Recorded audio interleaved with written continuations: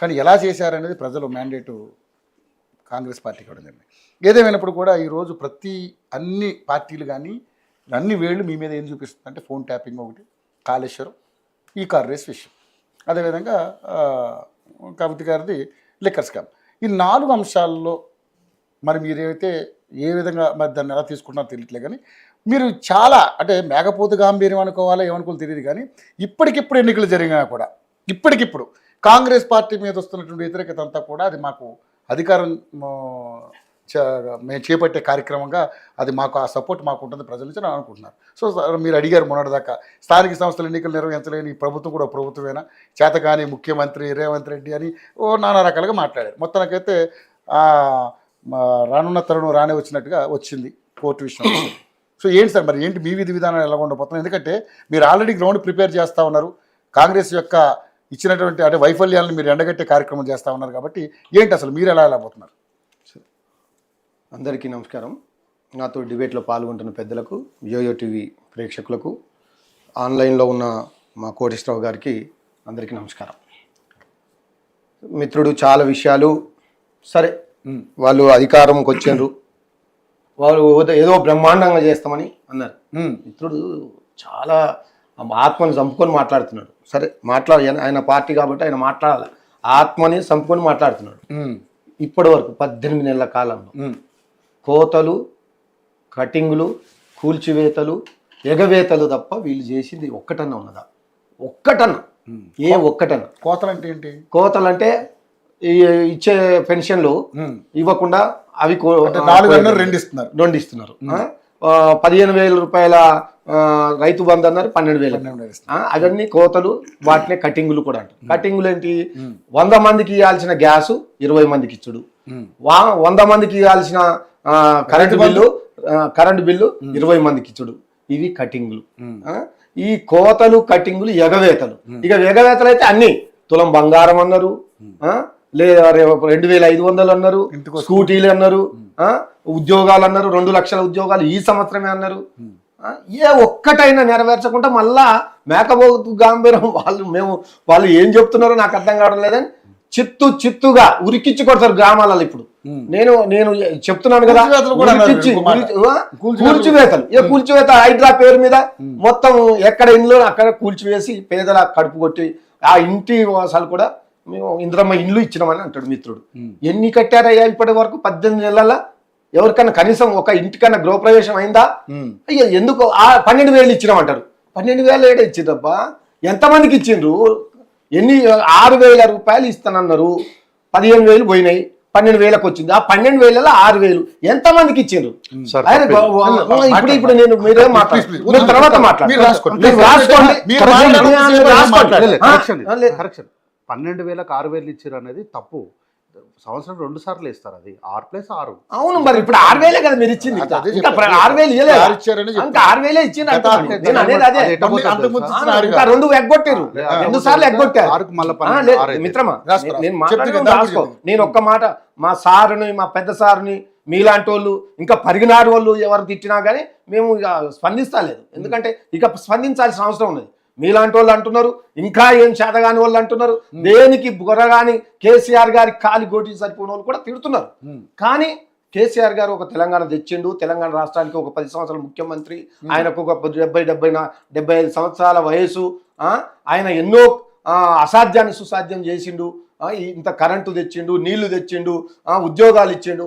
ఇవి మాత్రం ఎవరికి అర్థం కాదు. నేను ఒకటే అడుగుతున్నా, ఇప్పటి వరకు ఈ 18 నెలల కాలంలో అవి ఒక పథకాలు అమలు కాలేదు, ఇచ్చేటి అన్ని కోతలు, కటింగులు, ఎగవేతలు ఇవి, కూల్చివేతలు ఇవి. దీని తర్వాత వీళ్ళు ఇంకా ఏం చేసింది? ఒక్క కంపెనీ అనేది ఇచ్చారా? మొన్న అంటుండు ఈ రాష్ట్రాన్ని అధోగతి పాలన చేసి ఎడారిగా మార్చినాడు అని ముఖ్యమంత్రి అంటాడు. ఎడారిగా మారిస్తే ఈ దేశంలో 3 కోట్ల, ఈ దేశంలోనే నెంబర్ 1 స్థానంలో వరి పంట ఎక్కడి నుండి వచ్చింది? నువ్వేమన్నా ఒక కాలువ తవ్వినవా? ఒక చెరువు చెక్ డామ్ కట్టినవా? ఎక్కడి నుంచి వచ్చినాయి? 3 కోట్ల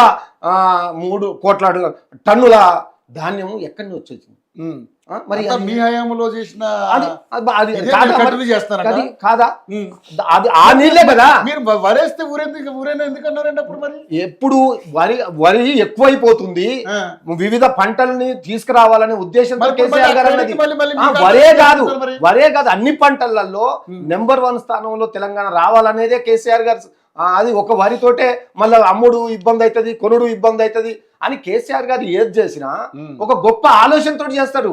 అరే వీళ్ళకు ఒక మాట ఏమన్నంటే బూతులు మాట్లాడడం, ఒక ముఖ్యమంత్రి స్థాయిలో ఇంకా తన అహంకారాన్ని, తన వాళ్ళకు జరుగుతున్న అవమానాన్ని, ఎందుకంటే వాళ్ళ మంత్రుల మాట ఇంటాలేదని నిన్న మీటింగ్ లో కూడా అన్నారు.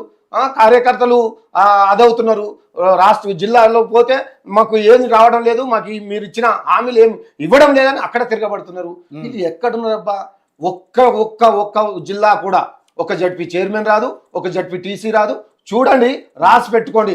బీఆర్ఎస్ పార్టీ మాకు ఇవన్నీ ఏంటంటే కోడిగుడ్డు మీద ఇకల్లాగే ఈ కాళేశ్వరం మీద కమిషన్ అంటారు, లేదా నేను అడుగుతున్నా మిత్రుడు మన నాకు చెప్పాలా, ఇప్పుడు ముఖ్యమంత్రికి దమ్ము ధైర్యం ఉంటే, మగాడైతే నేను ఇప్పుడు ఒక్క ఫోన్ కూడా నేను ట్యాప్ చేస్తా లేదు. 20,000 ఫోన్లు ఈ రోజు కూడా ట్యాప్ అవుతుంది. ఎవరు ముఖ్యమంత్రి అవుతాయి.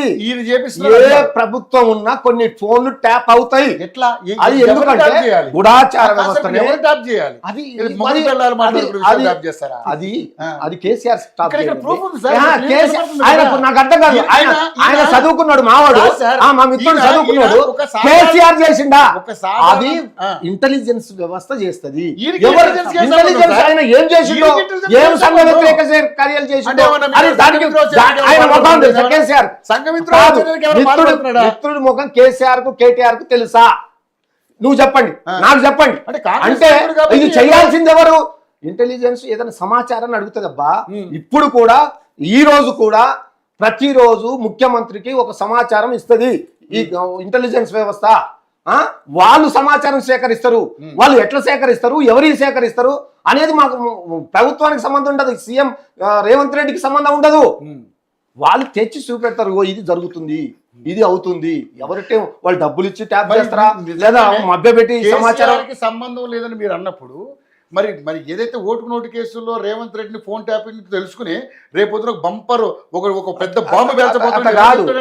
ఫోన్ ట్యాప్ చేసిందా లేదా ఇంటెలిజెన్స్ గుర్తుపట్టిందా, ఇంటెలిజెన్స్ ఒక బ్రహ్మాండంగా పనిచేసిందా అది చూడాలి. కానీ నువ్వు ఇంటెలిజెన్స్ వ్యవస్థను నాశనం చేస్తావు, పోలీస్ వ్యవస్థను నాశనం చేస్తావు. మీకు ఇప్పటికైనా నేను అంటున్నా కదా, ఈ రోజు కూడా ప్రతిరోజు ఎవరెవరి ఫోన్లు ట్యాప్ చేయాలా, నక్సలైట్లు వస్తున్నారా, లేదా వేరే సంఘ విద్రోహ శక్తులు వస్తున్నారా, లేదా జిహాదులు ఎవరైనా ప్రవేశించిందా, లేదా ఏమైనా దొంగతనాలు జరుగుతున్నాయా, ఏదైనా సమాచారం ఇవ్వడానికి ప్రభుత్వానికి అది ఓన్లీ ముఖ్యమంత్రి దగ్గరనే ఉంటది. కాబట్టి వీళ్ళు ఆ మాటలు చెప్పి ఏదో ముఖ్యమంత్రి దగ్గర అంటున్నారు కదా, ఆయన ముఖ్యమంత్రి ఉన్నప్పుడు చేసేయడం మీరు ఒప్పుకున్నారుగా. నేను అనేది అంటే ఈ దేశంలో, ఈ ప్రపంచంలో ప్రతి ఒక్క ప్రభుత్వము కొన్ని ఫోన్లు ట్యాప్ చేస్తది. ఇది రికార్డే చెప్తున్నాను, ఏయో టీవీ ఎదురుగా చెప్తున్నానుగా, లైవ్ లో చెప్తున్నాను. ప్రపంచంలో అందరు చేస్తారంటున్నా. మేము చేస్తుడు కాదు, ప్రభుత్వం చేస్తుంది. ప్రభుత్వం ఎవరుంటే వాళ్ళు ఇక్కడ ఇప్పుడు చేస్తారు. ఇప్పుడు ప్రభుత్వంలో ఉన్నది రేవంత్ రెడ్డి, ఆయన చేస్తాడు అని అంటున్నారు. నేను అదే అంటున్నా. మిత్రులకి ఏం చెప్తున్నా అంటే, ఏ ప్రభుత్వం అయినా ఇప్పుడు నేను వీళ్ళ రాహుల్ గాంధీ ఫోను మోడీ గారు ట్యాప్ చేస్తారని చెప్పగలుగుతాడు. మోడీ గారు దమ్ముందా? ట్యాప్ చేస్తారు, అంతే. అది అక్కడ ఉన్న పరిస్థితులు, అక్కడ ఉన్న అది దాని ప్రకారం ట్యాప్లు కొన్ని జరుగుతాయి. అవి ఎందుకు జరుగుతాయి, ఎవరు చేయాలంటే ఇంటెలిజెన్స్ అడగాల. కేసీఆర్ అడిగితే చేస్తే చేయొచ్చు. కేసీఆర్ అడుగుతా, కేసీఆర్ చేస్తాడా? కేసీఆర్ గారు వచ్చి ట్యాప్ చేస్తాడా? మరి రేవంత్ చేస్తాడా? అందుకే అంటాడు నేను రేవంత్ రెడ్డి గారు తప్పంటలేదు, రేవంత్ రెడ్డి గారు కూడా తప్పంటలేదు. ఈ ప్రభుత్వం అనేది కొన్ని సమాచార సేకరణ కోసం వాళ్ళకి డబ్బులు ఇచ్చి చేస్తుందా, లేదా వాళ్ళని ఫోన్ ట్యాప్ చేసి చేస్తుందా, లేదా వాళ్ళకు ఇంటెలిజెన్స్ పెట్టి చేస్తుందా, లేదా ఎవరినైనా కొంతమందిని అక్కడ పెట్టి సమాచారం సేకరిస్తుందా, అది వాళ్ళ సమస్య, అది వాళ్ళ పని వీలు చేస్తే అది ఏదో ప్రభుత్వం చేసినట్టు అంటారు. ఏంది నాకు అర్థం కాదు. ఈ దేశంలో ఇంతకు ముందు కూడా నా ఫోన్లు ట్యాప్ చేస్తున్నారని ఇప్పుడున్న మంత్రులు ఎవరైతే ఉత్తమ్ కుమార్ రెడ్డి, ఎవరైతే ఇవాళ వివేకు వాళ్ళు కూడా పోయి అప్పుడున్న ముఖ్యమంత్రి కలిశారు, మా ఫోన్లు ట్యాప్ అవుతున్నాయని. మా ప్రభుత్వం అప్పుడు లేదు, తెలంగాణ రాష్ట్రమే రాలేదు, అప్పుడు కూడా జరిగినాయి. కాబట్టి ఇవన్నీ గుడ్డగాల్చి మీదేసే ఒక దుర్మార్గమైన కుట్ర. వీళ్ళు ఇచ్చిన హామీల నుండి పక్కతో తేలుతుంది కదా. నేను అనేది ఏంటంటే ఇవన్నీ ఎందుకు ముందుకు తీసుకొస్తున్నారు అంటే, నువ్వు తులం బంగారం అడగొద్దు, నువ్వు 2500 అడగొద్దు, నువ్వు స్కూటీలు అడగొద్దు. ఈ అడిగిన అనుకో ఇవి పెడతారు, నువ్వు ఫోన్ ట్యాప్ అంటారు, టూమ్ ట్యాప్ అంటారు, నీ కాళేశ్వరం అంటారు, నీకు అదే అంటారు. ఇక ఇంతే, అంటే డైవర్షన్. ప్రజల్లో మీకు పలసం చేయాలని వాళ్ళ కార్యక్రమం అంటారు. గుడ్డగాల్చి మీద వేయాలనే ప్రయత్నం ఎన్ని చేసినా మాకు బలమైన నాయకత్వం ఉన్నది, మా నాయకులు బలంగా ఉన్నారు, మా దగ్గర 60 లక్షల మంది సభ్యత్వం బ్రహ్మాండంగా ఉన్నారు. ఇప్పుడు కాంగ్రెస్ లో ఉన్న వాళ్ళు కూడా ఇప్పుడు టిఆర్ఎస్ కేసీఆర్ గారు అయితేనే 18 నెలల కాలంలో ఏం జరిగింది? 18 నెలల కాలంలో 1,80,000 కోట్ల అప్పు చేసిండ్రు తప్ప, మేము 10 సంవత్సరాల్లో 4,25,000 కోట్ల అప్పు చేస్తే వీళ్ళు 18 నెలల కాలంలో 1,80,000 కోట్ల అప్పు చేశారు. అదైతే చేసిండ్రు.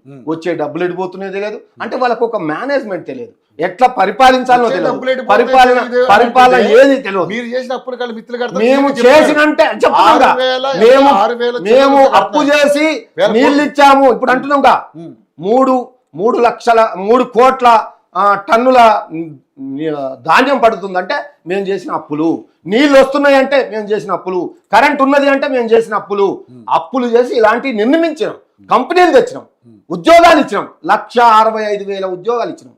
వీళ్ళు 50,000 ఉద్యోగాలు ఇచ్చారంట. 59,000 ఎప్పుడు ఇచ్చిండ్రు? ఎప్పుడు ఎగ్జామ్ పెట్టారు? ఎప్పుడు నోటిఫికేషన్ ఇచ్చిండ్రు? ఎప్పుడు రిజల్ట్ ఇచ్చారు? ఎప్పుడు అదే వీళ్ళు ఇచ్చినాయి 10,000. ఎప్పుడు నోటిఫికేషన్ ఇచ్చారని మీరు అనకండి, ఎందుకంటే మీ హయాంలోనే నోటిఫికేషన్ ఇచ్చింది. నోటిఫికేషన్లు ఇచ్చినాము, మరి ఆల్రెడీ ఎగ్జామ్ పెట్టినాము, రిజల్ట్ వీళ్ళు వచ్చిన తర్వాత వచ్చింది. ఆ రిజల్ట్ వచ్చిన తర్వాత వాళ్లకు అపాయింట్మెంట్ లెటర్లు ఇస్తున్నారు. అది ఇచ్చినట్ట? అయితే 59,000 ఉద్యోగాలు ఇచ్చినట్టే లెక్క. ఇవ్వలేదు. ఎట్లా? మేమేమి ఇచ్చిన ఉద్యోగాలు వాళ్ళ ఉద్యోగాలు అంటే అది కాదండి. ప్రభుత్వం మేము ఆల్రెడీ ప్రకటించినాం, వేసినాం, ఉద్యోగాలు చేసినాం, ఎగ్జామ్ పెట్టినాం, మొత్తం రిజల్ట్ ఇచ్చినాం, అపాయింట్మెంట్ లెటర్లే ఎందుకు ఎన్నికల కోడ్ రావడం దానివల్ల ఆగిపోయినాయి. కాబట్టి ఇవన్నీ వీళ్ళు చెప్పేది ప్రజలకు అర్థమవుతుంది. నేను చెప్పే మాట బీఆర్ఎస్ నాయకుడిగా నేను చెప్పడం లేదు, ప్రజలు అడుగుతున్నారు. నాయన మీరు అరిచేతిలో వైకుంఠం చూపెట్టారు, మాకు నమ్మి నానబోస్తే పుచ్చి బుర్రలైనాయి, మా బతుకులు ఒడ్డెక్కేదాకా ఓడమల్లయా, ఒడ్డెక్కినాక బోడమల్లయా అని మీరు మాకు అప్పులున్నాయి అన్న సంగతి అప్పుడు కూడా చెప్పారు కదా. ఇదే వేదిక మీద మనం 100 సార్లు మాట్లాడుకున్నాం. ఇదే బట్టి విక్రమార్క గారు, అయ్యా ఇన్ని అప్పులున్నాయి మీరు ఎట్లా చేయగలుగుతారంటే, మాకు 125 సంవత్సరాల మా పార్టీ అనుభవం, మేము చాలా బ్రహ్మాండంగా చేస్తాం, ఈ అప్పులు ఎంత కడుపు కట్టుకొని 1 సంవత్సరం పనిచేస్తే మొత్తం అప్పులను తీరిపోతాయి, 40,000 కోట్లు 4,50,000 కోట్లు మొత్తం తీరిపోతాయి అని అన్నాడు. మరి వీళ్ళు కడుపు కట్టుకోవడం లేదా? కడుపు కట్టుకోకుండా ఇక స్టార్ట్ చేసిందా ఏంది? అది చెప్పాలి మరి. అందుకనే వాళ్ళ మంత్రులే మా ఫైల్ కదలాలంటే మా మంత్రులు డబ్బులు తీసుకోకుండా ఫైల్ కదులుతాలేదని స్వయాన ఒక మంత్రి అంటే ఇంకా వాళ్ళ ప్రభుత్వం ఉన్నట్ట, ఏం చేస్తున్నట్టు, ఇక ప్రజలకు ఏం సహాయం చేస్తారు వీళ్ళు. కాబట్టి వీళ్ళు మళ్ళీ ఇంకో మాట ఏమన్నాడు, సర్పంచులు ఇప్పటి వరకు గ్రామ పంచాయతీల నిధులు 1 రూపాయి కూడా విడుదల చేయలే ఈ 18 నెలల కాలంలో. మొత్తం మేము ఇచ్చిన ఏదైతే ట్రాక్టర్లకు డీజిల్ లేక, కనీసం అది ఫాగింగ్ చేయడానికి అవి ఉంటాయి కదా, వాటికి కూడా కిరోసిన్ లేకుండా ఊర్లలో మొత్తం చెత్త చెదారం అయిపోయినాయి ఈ 18 నెలల. పోదాం పండి. అప్పుడు ఎట్లుండే పల్లెలు, ఇప్పుడు ఎట్లున్నాయి? కేసీఆర్ గారు చెట్టు పెట్టి ప్రతి గ్రామంలో మొక్కల పెంపకం, హరితహారం అని బ్రహ్మాండమైన చెట్లు, అవి ఇప్పుడు ఏం చేస్తున్నారు? ఒక చెట్టుకు నీళ్లు పోసే దిక్కు కూడా లేదు. ఇది వీళ్ళ పరిపాలన. వీళ్ళు మళ్ళీ మేము గొప్పలం కేసీఆర్ గారు అది ఇదని కేసీఆర్ గారిని బీఆర్ఎస్ పార్టీని తిట్టడం తప్ప ఈ హయాంలో సర్పంచులు సావులే జరగలేదు, సర్పంచులకు అందరికి నిధులు సమకూర్చారంటారు. చాలా బ్రహ్మాండంగా సర్పంచుల్ని గౌరవంగా చూసుకున్న ప్రభుత్వం బీఆర్ఎస్ ప్రభుత్వం. ఇప్పుడు అడగండి, ఈ 18 నెలల కాలం ఎందుకు వాళ్ళు కనీసం పెట్టలేదు? ఎలక్షన్లు కూడా ఎందుకు పెట్టలేదు? భయం కూడా అదే.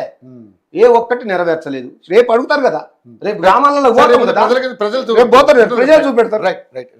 బీజేపీ ప్రేమ్ గాంధీ గారు, సో సరే ఇరు పార్టీల మధ్య ఇష్యూస్ ఉన్నాయి, ఎందుకంటే ఆ ప్రభుత్వం పోయిన తర్వాత ఈ ప్రభుత్వం వచ్చింది.